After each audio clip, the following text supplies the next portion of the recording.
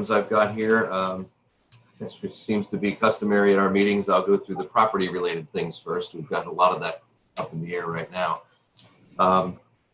First, as I mentioned at the last commissioner meeting on November 19th, I announced that we have a tentative agreement or a verbal agreement with the city of Lebanon for an agreement of sale for the city's portion of the county city municipal building. And that has been now finalized on paper. And I'd like to present that to you today, which is an agreement of sale between the city of Lebanon and the county of Lebanon for the property that consists of the remaining 3/12, which is how it's described in the deed, 3/12 of the interest in the property that is the county city municipal building.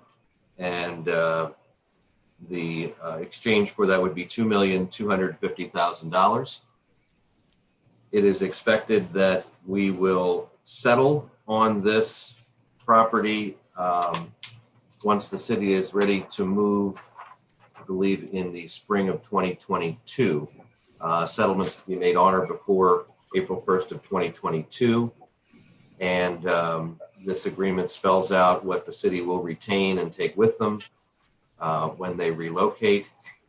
It also spells out that after settlement and the transfer of the title, the seller, meaning the city, will be able to remain on the premises for 3 months rent-free. However, once that 3 months is up, the rental rate for their square footage that they occupy would be $8 per square foot, plus the cost of electric, water, sewer, gas, cleaning, etc., on a pro rata basis.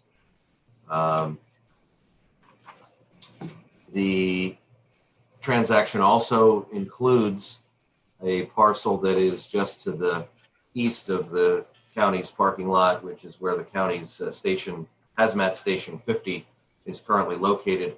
Back in the 1980s, that parcel has always been owned by the city, or at least since the 1970s owned by the city. In the 1980s, there was an agreement between the county and the city to erect a building there to house the equipment for the hazmat, which has existed that way for all of these decades.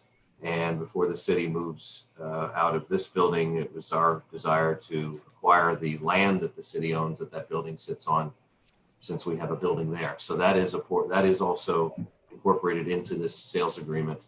The city reserves the ability to put a salt shed in the use of the property for that when they decide to do that. So they will still exist on that property just as sort of as we did for many decades, but they will exist there in order to maintain a salt shed and use that for their roads, which is right across the street now. I presume it's a new, it's a replacement salt shed. So those are the main tenets of the agreement of sale, and would ask you to approve that, and we'll get it off to the city for their side of things.